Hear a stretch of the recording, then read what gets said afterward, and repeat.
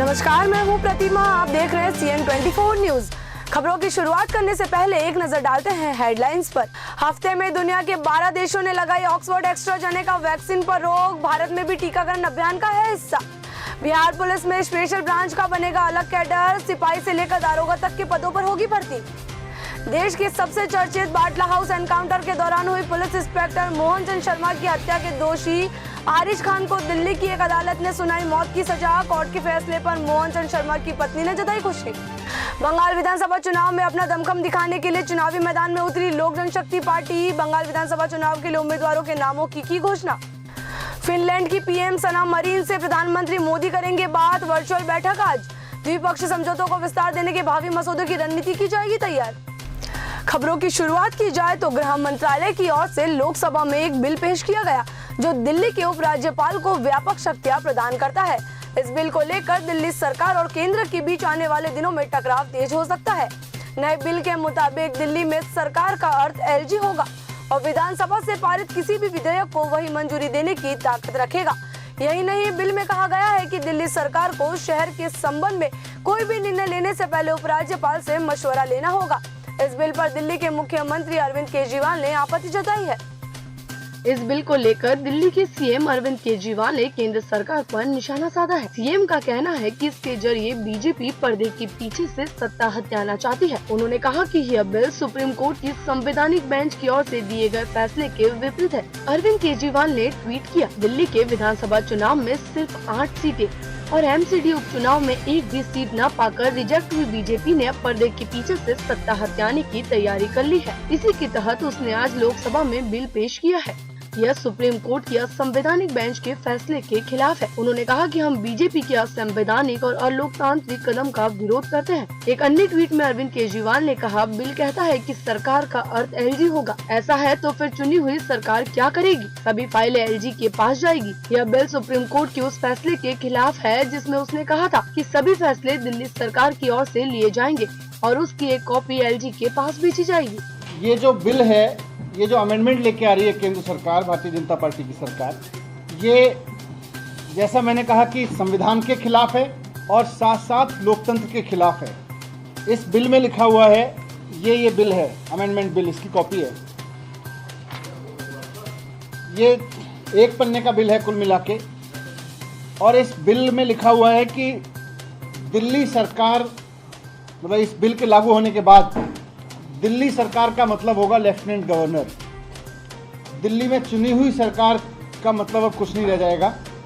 दिल्ली में सरकार का केवल एक मतलब होगा, लेफ्टिनेंट गवर्नर। ये बहुत ही खतरनाक अमेंडमेंट है, लोकतांत्रिक हिसाब से देखें और संविधान के हिसाब से देखें, दोनों तरफ से। और दूसरा, इसमें लिखा हुआ है कि जो चुनी हुई सरकार है, मंत्रिमंडल है, वो जो भी फैसले लेगा उसकी फाइल अब LG के पास भेजनी पड़ेगी, हर एक फाइल। देश के सबसे चर्चित बाटला हाउस एनकाउंटर के दौरान हुई पुलिस इंस्पेक्टर मोहन चंद शर्मा की हत्या के दोषी आरिश खान को दिल्ली की एक अदालत ने मौत की सजा सुनाई है। दिल्ली पुलिस ने आतंकवादी संगठन इंडियन मुजाहिदीन से जुड़े आरिश खान को मौत की सजा देने की अदालत से मांग की थी। वहीं आतंकी को सजा मिलने के बाद शहीद पुलिस इंस्पेक्टर मोहन चंद शर्मा की पत्नी माया शर्मा ने खुशी जताई है। साल 2008 में हुए बाटला हाउस मुठभेड़ के दौरान अपने पति को गंवा चुकी माया शर्मा ने सोमवार को राहत की सांस ली। आतंकी आरिश खान को मौत की सजा मिलने के बाद उन्होंने खुशी जताते हुए अदालत को धन्यवाद दिया। उन्होंने कहा कि 13 साल के संघर्ष के बाद हमें बड़ी राहत मिली है। आखिरकार 13 साल के संघर्ष के बाद इंसाफ मिला है। अदालत ने हमारे साथ इंसाफ किया है। बता दें कि सोमवार को 2008 में बाटला हाउस मुठभेड़ के दौरान हुई पुलिस इंस्पेक्टर मोहन चंद शर्मा की हत्या दोषी को अदालत ने मौत की सजा सुनाई और साथ ही में आरिश पर कुल 11 लाख रुपए का जुर्माना भी लगाया। अदालत ने कहा कि इसमें से 10 लाख रुपए तत्काल शर्मा के परिवार के लिए जारी कर दिए जाने चाहिए। दक्षिणी दिल्ली के जामिया नगर इलाके में 2008 में बाटला हाउस मुठभेड़ के दौरान दिल्ली पुलिस की स्पेशल सेल के इंस्पेक्टर शर्मा शहीद हो गए थे। इस मामले में जुलाई 2013 में अदालत ने इंडियन मुजाहिदीन के आतंकवादी शहजाद अहमद को उम्र कैद की सजा सुनाई। आरिश खान मौके से भाग निकला था और उसे भगोड़ा घोषित किया गया था। 14 फरवरी 2018 को वह पकड़ा गया और तब से उस पर मुकदमा चल रहा। एक तरफ देश में कोरोना महामारी के खिलाफ टीकाकरण अभियान चल रहा है, वहीं दूसरी तरफ महाराष्ट्र, पंजाब, कर्नाटक, गुजरात और तमिलनाडु में बढ़ते संक्रमण ने एक बार फिर चिंता बढ़ा दी है।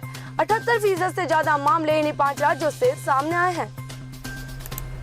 महाराष्ट्र सरकार संक्रमण को देखते हुए फिर सख्ती बरतने की तैयारी में है। पुणे, नागपुर और औरंगाबाद में नाइट कर्फ्यू लगाया गया है। वहीं पंजाब सरकार ने 12वीं और 10वीं की कक्षाओं की बोर्ड परीक्षाएं टालने का फैसला किया है, जबकि मध्य प्रदेश में नाइट कर्फ्यू पर आज फैसला आ सकता है। देश में बढ़ते मामलों को देखते हुए प्रधानमंत्री नरेंद्र मोदी बुधवार को मुख्यमंत्रियों के साथ बातचीत करेंगे। स्वास्थ्य मंत्री कह चुके हैं कि कोरोना से बचाव के उपायों के प्रति लापरवाही से ये मामले बढ़ रहे हैं। महाराष्ट्र में कोरोना के मामले 23 लाख को पार कर गए हैं। राज्य सरकार ने महामारी को नियंत्रित करने के लिए लॉकडाउन के बजाय 50% सख्त प्रतिबंध लागू किया है। महाराष्ट्र के कुछ शहरों में लॉकडाउन के साथ नाइट कर्फ्यू भी लगाया गया है। होटल, रेस्टोरेंट, सिनेमा हॉल और मल्टीप्लेक्स को केवल 50% क्षमता पर संचालित करने की अनुमति दी गई है। इसके अलावा सभी सामाजिक, धार्मिक, राजनीतिक और सांस्कृतिक समारोह पर प्रतिबंध लगा दिया गया है।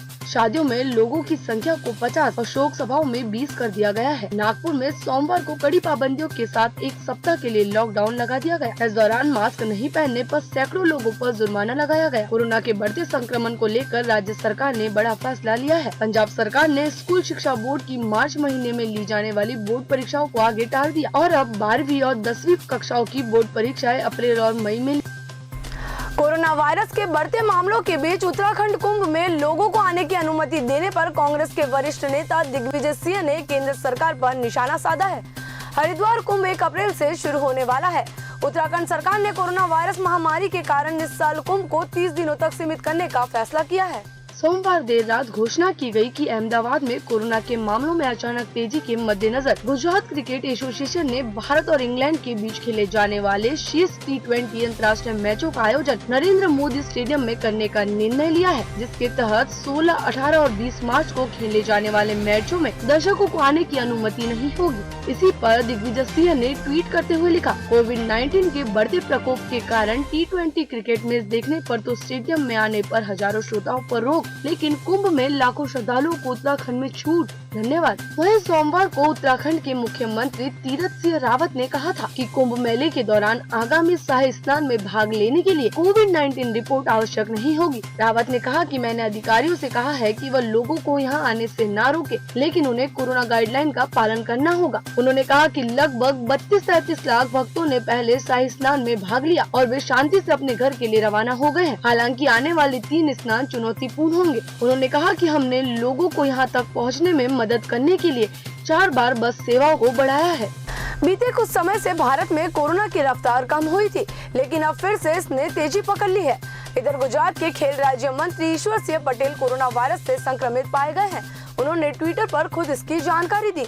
उन्हें UN मेहता अस्पताल में भर्ती कराया गया है। अजीब बात यह है कि उन्होंने 13 मार्च को ही कोरोना की वैक्सीन ली थी। इसके बाद भी वे कोरोना संक्रमित हो गए। ईश्वर सिंह पटेल ने ट्वीट करते हुए कोरोना वायरस से संक्रमित हो जाने की जानकारी दी। देश भर में अब तक कोरोना वैक्सीन की 3,29,47,432 डोज लगाई जा चुकी है। कल के आंकड़ों से वैक्सीनेशन में 30 लाख से ज्यादा बढ़ोतरी हुई है। केंद्रीय स्वास्थ्य मंत्रालय के मुताबिक 5 राज्यों महाराष्ट्र, पंजाब, कर्नाटक, गुजरात और तमिलनाडु में कोविड-19 के नए मामले सबसे ज्यादा बढ़े हैं। सोमवार के डेटा के अनुसार पिछले 24 घंटों में कुल नए केस में 78.41% मामले इन्हीं राज्यों के थे। केंद्रीय स्वास्थ्य मंत्री डॉक्टर हर्षवर्धन ने कहा कि देश में संक्रमण के बढ़ते मामलों का प्रमुख कारण उचित कोविड व्यवहार में लापरवाही करना है। कोरोना के दोबारा बढ़ते खतरे और वैक्सीनेशन को लेकर प्रधानमंत्री नरेंद्र मोदी बुधवार को एक बार फिर सभी राज्य और केंद्र शासित प्रदेश के मुख्यमंत्रियों के साथ। स्वप्नदास गुप्ता ने आज राज्यसभा सांसद के रूप में अपना इस्तीफा दे दिया। उनका इस्तीफा सदन के अध्यक्ष को भेजा गया है। इसे स्वीकार किया जाना बाकी है। बीजेपी ने उन्हें आगामी में तारकेश्वर सीट के लिए अपना उम्मीदवार बनाया है। भाजपा से टिकट मिलने पर टीएमसी ने ऐतराज जताया था, जिसके बाद उन्होंने अपना इस्तीफा दिया। दरअसल पश्चिम बंगाल विधानसभा चुनाव से पहले भारतीय जनता पार्टी और तृणमूल कांग्रेस समेत राजनीतिक पार्टियों के बीच जुबानी जंग जारी है। बंगाल में भाजपा राज्यसभा के लिए नामित सदस्य स्वप्नदास गुप्ता को हुगली की तारकेश्वर विधानसभा सीट से टिकट देने पर घिर गई। इस पर तृणमूल कांग्रेस ने भाजपा की ओर से टिकट दिए जाने पर कांग्रेस और टीएमसी ने सवाल उठाए। इसके बाद विवाद को बढ़ता देख स्वप्नदास गुप्ता ने राज्यसभा से अपना इस्तीफा दे दिया।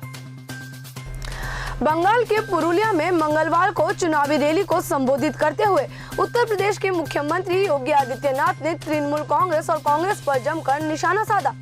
योगी ने कहा कि 2014 से पहले लोग मंदिर में जाने से डरते थे, लेकिन अब ममता दीदी भी मंदिर में जाकर चंडी पाठ कर रही है। वहीं कांग्रेस सांसद राहुल गांधी मंदिर में माथा टेक रहे हैं। उन्होंने कहा कि 2014 में केंद्र में भाजपा की सरकार बनने के बाद यह बदलाव आया है।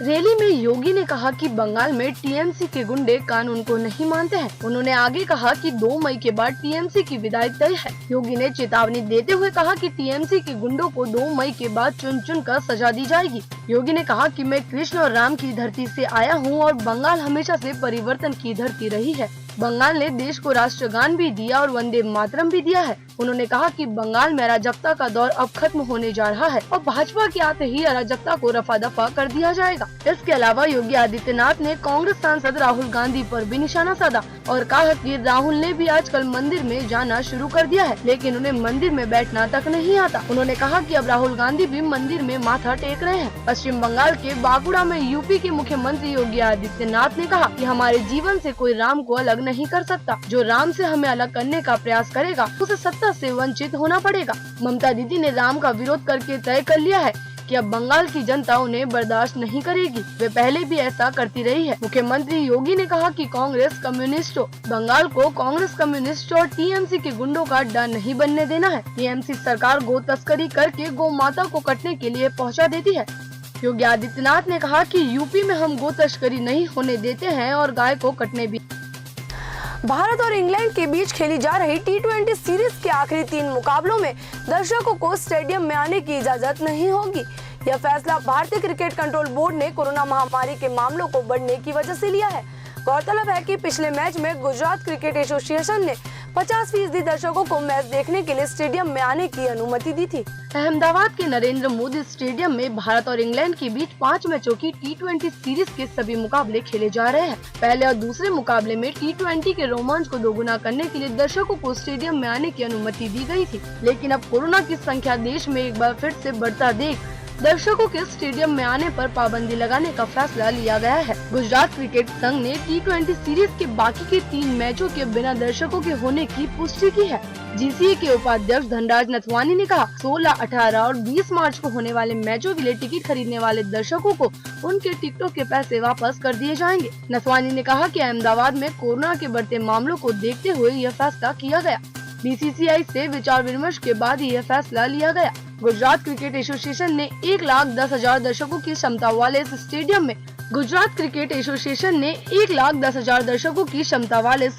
में 50% दर्शक को T20 मैच देखने की इजाजत दी थी। इस लिहाज से 60,000 दर्शक एक वक्त पर मैच का मजा उठाने के लिए स्टेडियम में मौजूद हो सकते थे। जिन लोगों ने अगले मुकाबलों के लिए टिकट खरीदा है उनको पैसे वापस किए जाएंगे।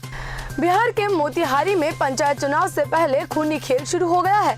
जिले के हरसिद्धि में पैक्स अध्यक्ष की गोली मारकर हत्या कर दी गई। बिहार के मोतिहारी में हुई हत्या की इस घटना को किन कारणों से अंजाम दिया गया, इसका पता नहीं लग सका है। मामले की जानकारी मिलते ही स्थानीय पुलिस भी घटनास्थल पर पहुंची। बिहार के मोतिहारी में बेखौफ अपराधियों ने दिन दहाड़े दुकान में घुसकर पैक्स अध्यक्ष को गोली मार दी। इलाज के लिए जाने के दौरान ही पैक्स अध्यक्ष की मौत हो गई। मृतक की पहचान हरसिद्धि थाना के मतियरिया पंचायत के पैक्स अध्यक्ष पवन गुप्ता के रूप में हुई है। इस घटना के बाद दुकानदारों ने गोली मारकर भाग रहे एक अपराधी को पकड़ लिया, लेकिन बाकी अपराधी भागने में सफल रहे। आक्रोशित ग्रामीणों ने अपराधी की बाइक को आग के हवाले कर दिया। वहीं अरेराज मोतिहारी पथ को जाम कर ग्रामीणों ने प्रशासन के विरुद्ध नारेबाजी की। घटना हरसिद्धि थाना क्षेत्र के मतियरिया चौक की बताई जा रही है। जानकारी के अनुसार हरसिद्धि थाना क्षेत्र के मतियरिया चौक पर स्थित अपने खाद्य दुकान में रोज की तरह पैक्स अध्यक्ष बैठे थे। इसी दौरान उनको बेखौफ अपराधियों ने गोली मार दी। इस घटना के बाद दुकानदारों ने हिम्मत दिखाते हुए गोली मारकर भाग रहे एक अपराधी को पकड़ लिया, वहीं उसकी बाइक को आग के हवाले कर दिया। मामले की सूचना पर पहुंची पुलिस कार्रवाई में जुटी है। अध्यक्ष की हत्या से आक्रोशित ग्रामीणों ने अरेराज मोतिहारी पथ को मतियरिया चौक के पास जाम कर दिया। मौके पर कई थानों के पुलिस पहुंचकर आक्रोशित लोगों को समझाने में जुटी है। इस बुलेटिन में इतना ही। तब तक आप बने रहिए CN24 न्यूज के साथ।